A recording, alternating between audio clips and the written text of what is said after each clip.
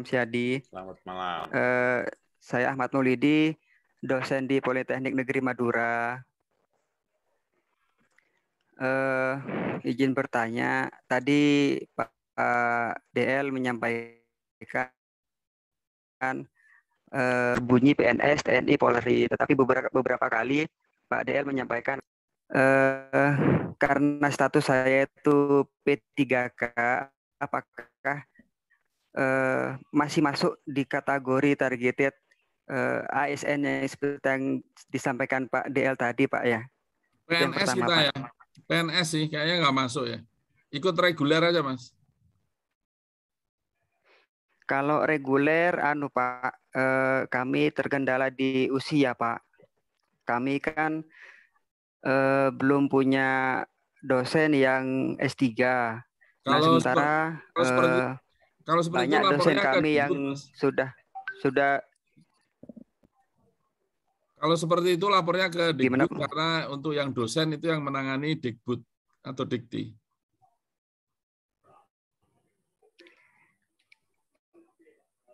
Enggak, Pak. Di beasiswa Kemdikbud sama, Pak, kondisinya terkendala di usia kami, Pak. Kan saya bilang sehingga yang paling memungkinkan ada kan celahnya itu kan di targeted PNS gitu. Kalau usia kan akan direvisi atau diperbaiki. Sedang didiskusikan. Kalau yang PNS itu memang aturannya kita PNS sih, PNS TNI Polri. P3K tidak ada, Pak ya? Nggak ada. Itu masuknya kalau sebagai dosennya Anda masuknya jalurnya kan nggak mesti PNS ya. Kalau dosen itu nggak mesti PNS. Tapi sekarang udah diambil alih oleh Dikti, urusan umur kan sedang didiskusikan. Semoga membaik atau bertambah. Oke. Saran dari beberapa teman, Pak, memang menyarankan ke PNS TNI Polri karena di situ kan ada syarat sebagai peneliti. Nah, kami kan punya tugas sebagai peneliti juga, Pak, sehingga ada beberapa teman yang menyarankan untuk mencoba itu, Pak, sebagai penelitinya, Pak. Ya, tapi kan syaratnya harus PNS, peneliti yang PNS. Dan Anda tidak punya. Kalau di Dikbud kan juga ada aspek penelitian juga, ada riset keilmuan, ada macam-macam. Jadi yang untuk kasus-kasus gini memang Dikbud termasuk yang ongoing itu kadang-kadang Dikbud juga bisa membantu. Gitu. Kalau kita aturannya masih seperti itu, PNS, TNI, Polri ya. Umur kita memang membolehkan lebih, tapi status PNS yang akan kena gitu. Ya. Gitu Mas Ahmad. Ya. Juang terus tapi lewat. Baik, Pak. Berarti Januari atau Februari buka lagi? Kalau LPDP itu yang bareng dengan Dikbud, Pak G? Saya belum tahu yang Dikbud kapan lagi, tapi Dikbud kan memang setahun sekali kalau nggak salah. Dan mereka mencarkan LOE ya.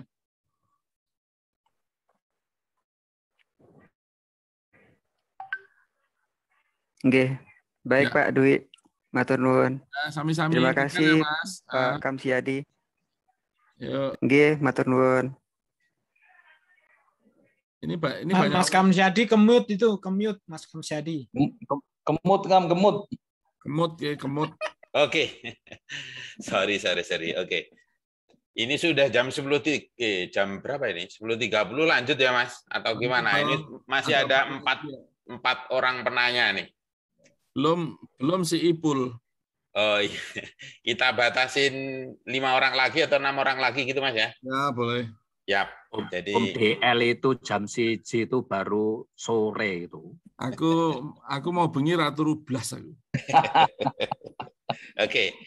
Jadi itu masih ada 4 yang resign, masih kita tambahin 2 lagi kesempatan. Setelah itu kita tutup gitu. Kita perlu istirahat, terutama Mas DR nih, belum tidur. Oke, silahkan Mbak Pratiwi dari ITS lagi nih. Silahkan Mbak. Baik, terima kasih Bapak atas kesempatannya. Mohon izin saya off cam karena sinyalnya. Jadi ini sekilas saya ingin menceritakan bahwa kebetulan saya sudah mendapat LOE. Ini saya dosen mau mendaftar program doktoral. Tapi saya karena dosen non PNS, jadi saya bisanya nanti ke reguler seperti itu. Nah, untuk LOE ini sehingga saya diberikan surat tersebut dengan start date untuk studinya itu September, sehingga saya mengajukan deferral dan diberikannya April. Namun ini saya masih terkendala untuk bahasanya untuk mendaftar di LPDP ini, karena kebetulan tadi yang sudah banyak dibicarakan bahwa PPKM ini banyak yang di cancel untuk IELTS-nya, karena kebetulan saya rencananya ngambilnya IELTS, sudah booking 2 tes dan ternyata di cancel terus karena PPKM. Kemudian saya mencoba TOEFL IBT yang mana mungkin agak berbeda Pak dengan IELTS ini, tapi saya tetap usahakan maksimal. Tapi tadi saya mendengar kabar dari Pak Dwi Larso bahwa kabar gembira mungkin Januari nanti akan dibuka lagi LPDP. Nah, yang ingin saya tanyakan, kalau misalnya yang Januari itu untuk paling cepat keberangkatannya kira-kira di bulan apa ya Pak? Karena terkait dengan nanti LOA saya itu. Terima kasih Pak. Kamu kok diundurnya nggak hanya sampai April ya? Karena ini Pak, jadi penerimaan dari sana itu September, Januari, sama April seperti itu. Jadi mereka menawarkannya ya yang terakhir itu April ini gitu Pak. Nggak bisa ke September ya? Nah itu nanti saya usahakan lagi Pak, tergantung nanti saya udah dapat beasiswa atau belum.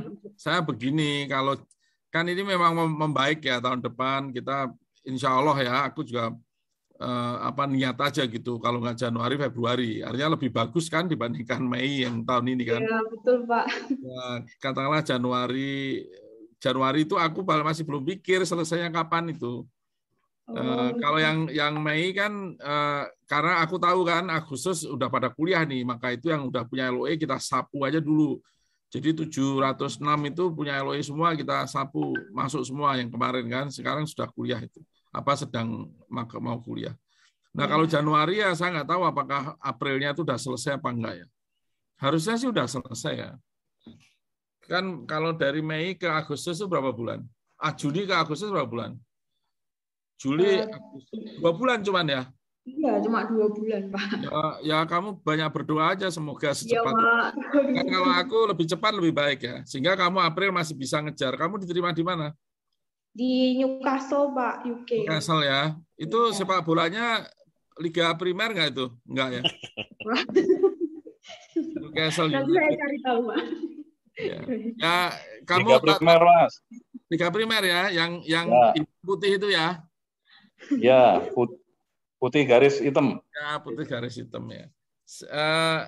Ya, aku sih optimis kamu ya, Pratiwi. Kenapa kamu tadi juga mikir kayaknya masih mungkin kalaupun harus diundur September ya. Tapi kalau kita bisa cepat, why not gitu kan? Aku juga pengennya cepat. Ya udah, doakan aja. Aku nanti usahakan Januari deh. Bisa. Amin. Terima kasih Bapak. Ya, take care. Kamu dosen di mana tadi? Di ITS, Pak. Saya. Oh, di ITS ya? Di MOR, coba di sini MOR di Ada, sudah ada. Baik, lanjut ke Mas Slamet Sujiono. Mas Slamet Sujiono, deh. Ya, selamat malam. Selamat malam, Pak Dwi Larso, Pak Kamsadi. Malam, Mas. Wah, makasih kesempatannya ini, Mas. Aku tuh punya anak sekarang kelas 3 SMA, baru naik 3 SMA.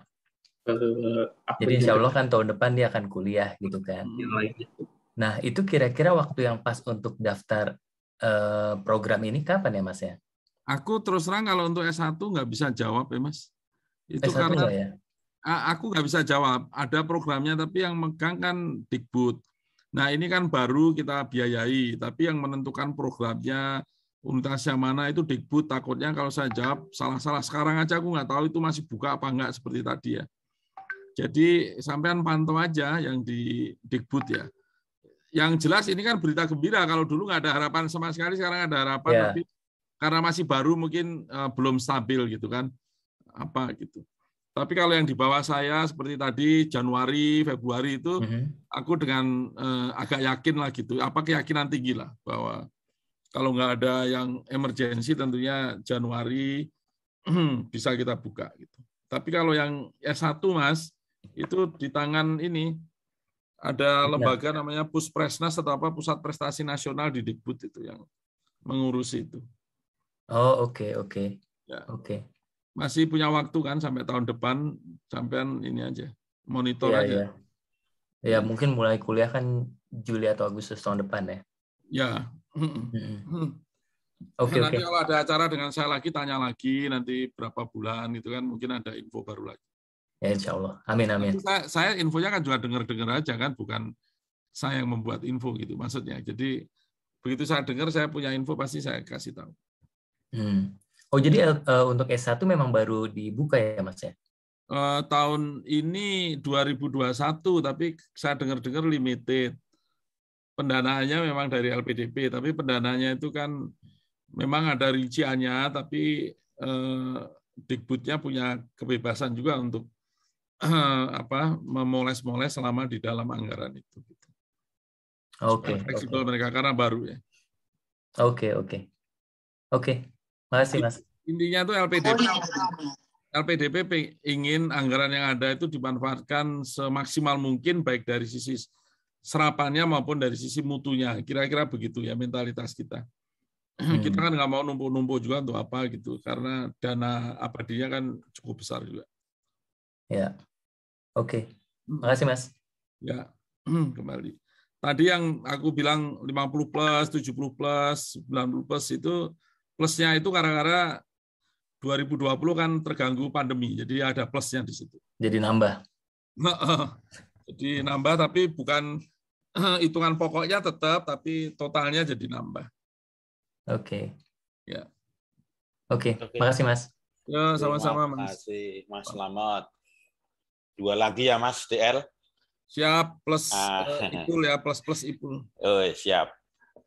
Ada Mbak Mira ini. Silakan Mbak Mira. Malam Pak. Sugeng Dalu, selamat malam. Maaf Pak, mau tanya, ini di brosur LPDP saya baca, beasiswa hanya diperuntukkan untuk kelas reguler dan tidak diperuntukkan untuk kelas-kelas sebagai berikut: kelas eksekutif, khusus, karyawan, jarak jauh, kelas internasional, atau semacam mandiri gitu ya. Jadi ini beasiswa LPDP hanya bisa diberikan bagi mahasiswa atau lulusan yang berasal dari kelas reguler aja Pak ya? Bukan, kalau itu tujuannya. Bukan kalau Anda kelasnya non reguler dulu, tapi sekarang mau kelas reguler boleh. Oh, untuk nanti S2-nya bisa untuk kelas reguler. Tapi kalau asal dari PTN-nya dia bukan dari kelas reguler, tapi dari kelas internasional atau dari kelas paralel atau mandiri, itu boleh ya Pak ya? Bisa. Nggak ada masalah. Nggak masalah ya. Oh iya. Kalau gitu. Makasih Pak informasinya. Nah yang kayak gini penting ini. Kadang-kadang memang kan salah persepsi ya. Kadang-kadang. Soal baca di brosurnya kok seperti itu. Apa mahasiswanya hanya untuk dari kelas reguler aja? Apa yang dari mandiri atau dari kelas internasional nggak bisa? Kita tidak pernah melihat yang masa lalu, Mbak. Kira-kira begitu, kecuali sedikit ya kayak IP. Tapi itu pun kan tidak. Kita melihat masa depan. Oh iya. Kalau gitu. Jadi termasuk itu ada yang nanya, Pak ini saya nggak bisa daftar. Kenapa? Karena universitas saya dulu B, Pak, akreditasi. Loh, kita melihatnya ke depan, universitas yang akan dituju, bukan yang lalu. Oh ya, jadi kelas reguler di universitas tujuan ya Pak ya? Maksudnya. Betul, jadi ya universitasnya harus A, prodinya harus A. Kita tidak ingin yang kira-kira kelasnya cuma weekend doang gitu kan Mbak, kira-kira. Oh iya. Atau eksekutif, atau filial, atau apapun namanya itu. Ya, makasih infonya Pak. Terima kasih. Selamat ya, Waalaikumsalam. Waalaikumsalam. Mbak Ritami. Sekarang Mbak Ritami, silahkan. Iya, selamat malam. Terima kasih Bapak. Suara saya tidak delay kan Pak? Tidak, silakan. Oh iya. Lanjut. Mungkin pertanyaan ini menyambung pertanyaan sebelumnya dari Mbak Mira soal program kelasnya, Pak. Kebetulan kan saya lagi pilih ini universitasnya buat yang di Korea, MBA-nya itu rata-rata untuk MBA yang saya inginkan itu rata-rata part-time, Pak, mereka. Maksudnya part-time di sini tetap 2 tahun, tapi ada yang kelas weekend atau kelas malam. Itu bagaimana, Pak? Sistemnya itu masih tetap bisa di-cover atau tidak? Kayaknya enggak ada ya. Itu terus kalau kita ngirim kamu ke sana weekend doang, yang weekday-nya ngapain? Dia ada program mentoring sih, Pak. Seminggu berapa kali. Kan MBA, jadi dia ada program mentoring. Ya, itu bukan bagian dari program. Mereka nyebutnya programnya part-time gitu. Iya, untuk belajarnya, untuk mata kuliahnya itu aku nggak ini. Aku ngomong resminya, mereka nyebutnya programnya program part-time program atau iya, part-time MBA bahasanya. Kalau part-time kan berarti Anda punya waktu kosong. Iya, kurang lebih seperti itu, Pak. Ya, kita kan inginnya Anda tuh full. Kalau sekolah ya full aja sekolah gitu kan. Iya. Jadi itu kena di administrasi soalnya. Kalau tulisannya part-time kan nggak bisa gitu kan, atau tulisannya weekend gitu ya nggak bisa. Ini kan for the sake of fairness juga, karena yang lain nanti ya kan di ITB kan ya aku bikin PR-nya sama Mas Kamsiadi Senin sampai Jumat itu. Ya kamu males saja, harusnya kan bisa dijalankan weekend gitu. Itu jadi sulit justifikasinya aja. Ya karena tertulisnya weekend, kecuali kalau dia nulis kalau kamu tahu ini kuliahnya cuma weekend doang, tapi programnya program full, ya itu nggak apa-apa kan. Kan di ITB kan ada juga yang kuliahnya cuma dulu kita milihnya ya Senin sama Jumat karena tengahnya libur, itu bisa juga. Gitu, Mbak. Iya, Pak. Soalnya Pak. Soalnya kan saya bacanya SKS-nya sama, jumlah course-nya sama, cuman bedanya di situ. Masuk kelasnya. Cari yang lain saja lah. Ya, kenapa dia ikut part-time segala? Ratusan uni kok, Gang. Tuh, ratusan uni. Korea juga banyak uni kok. Tuh. Kecuali kalau mau nonton penyanyinya ke sana ya. Nek nonton Ludruk ya. ITB ya. Oke. Mulai tangi Bronto itu. Oh iya, itu juga, Pak. Ikut ah. Oke. Jadi gimana Mbak Ritami? Udah belum? Oh Mas. Iya Pak. Untuk pertanyaan sudah terjawab Pak. Oh sebenarnya saya mau minta ini Pak pandangannya dari Pak Dwi misalnya kan. Kalau kan kemarin ini mau ambil MBA, terus rekomendasi dari dosen dan lain sebagainya, mereka tuh nggak nyaranin ke Korea. Kayak menurut mereka, di pandangan mereka, kok Korea ada universitas lain di luar kayak yang English school itu lebih bagus. Kenapa kamu pengen ke Korea? Nanti kenapa pengen ke Korea?